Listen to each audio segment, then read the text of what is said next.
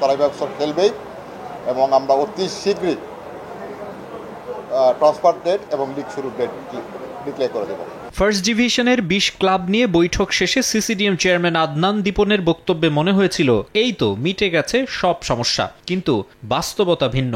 অন্য একটি সূত্রে জানা যায় সেদিনের মিটিংয়ে সিসিডিএম এর সঙ্গে সম্মত ছিলেন না অনেকে, বরং বিদ্রোহী মনোভাব ধরে রাখতে চাইছে ক্লাবগুলোর বড় একটা অংশ।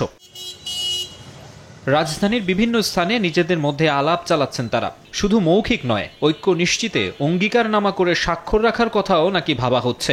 ঢাকার ৭৬ ক্লাবের অধিকাংশ এখনও বিদ্রোহের অবস্থানে আছে বলে দাবি তাদের, এবং সেখানে রয়েছে ফার্স্ট ডিভিশনের বেশ কয়েকটি। নিজেরা বর্জনের কথা সরাসরি না বলে লিগ বাতিলের মতো পরিস্থিতি সৃষ্টির অপকৌশল হিসেবে এটিকে দেখছেন অনেকেই।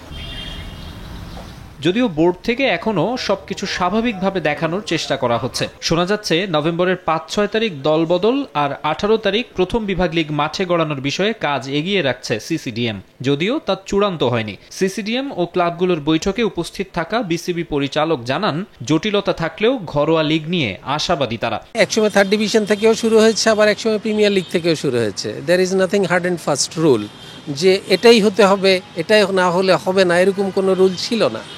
তবে একটা জিনিস ঠিক যে এই জিনিসগুলি ডিসাইড করার দায়িত্ব হচ্ছে BCB as a governing body, এবং বিসিবির পক্ষে এই কাজগুলি করে সিসিডিএম। কেউ ডিসএগ্রি করেনি খেলবে না। কেউ যদি খেলতে না চায় অথবা কেউ যদি খেলার মাঠে না আসে, তাহলে নিশ্চয়ই এটার জন্য বাইলজের মধ্যে কিছু থাকে। ক্লাবগুলোর লিগ বর্জনের হুমকির বিষয়ে গেল ৮ অক্টোবর বোর্ড থেকে আনুষ্ঠানিকভাবে জানানো হয়েছিল ক্রিকেটারদের আর্থিক নিশ্চয়তার দিকটি প্রাধান্য দেয়া হচ্ছে।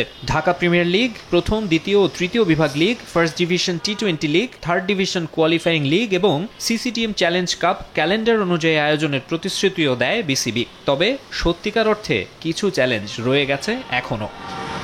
মাকসুম আলম খান, সময় সংবাদ, ঢাকা।